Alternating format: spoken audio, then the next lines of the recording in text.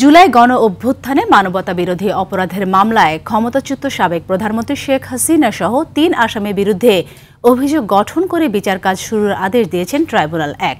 আসামি পক্ষের আইনজীবীর আসামিদের অব্যাহতি চেয়ে করা আবেদন খারিজ করে দেওয়া হয়েছে। এদিকে অপর গ্রেফতার আসামি চৌধুরী আব্দুল্লাহ আল মামুন দায় স্বীকার করেছেন ট্রাইব্যুনালের কাছে। আদালতের সহায়তায় তিনি সাক্ষী হিসেবে কাজ করবেন, ফলে রাজ সাক্ষী হিসেবে গণ্য হবেন তিনি।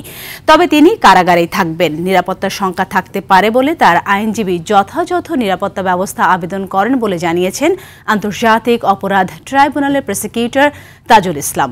এ মামলায় ৩ আগস্ট ওপেনিং স্টেটমেন্টের জন্য এবং ৪ আগস্ট প্রথম সাক্ষ্য গ্রহণের দিন ধার্য করেছে আন্তর্জাতিক অপরাধ ট্রাইব্যুনাল। এর আগে সকালে চৌধুরী আব্দুল্লাহ আল মামুনকে কারাগার থেকে ট্রাইব্যুনালে হাজির করা হয়।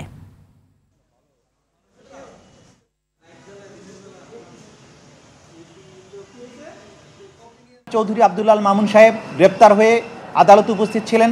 তাকে যখন অভিযোগ পড়ে শোনানো হয় এবং আদালত তাকে জিজ্ঞাসা করেন তিনি তাকে যে অভিযুক্ত করা আছে সেই ব্যাপারে তার বক্তব্য কী, তিনি তার দোষ স্বীকার করেছেন এবং তিনি বলেছেন তিনি একজন সাক্ষী হিসাবে এই যে ঘটনাটি মানবতা বিরোধী অপরাধ 2024-এর জুলাই আগস্টে হয়েছিল, সেই অপরাধের সমস্ত কিছু যেহেতু তার জানবার কথা, তিনি সমস্ত তথ্য আদালতকে উদ্ঘাটনের ব্যাপারে সহায়তার মাধ্যমে তিনি অ্যাপ্রুভার হতে চেয়েছেন এবং সেই প্রার্থনাও আদালত মঞ্জুর করেছেন।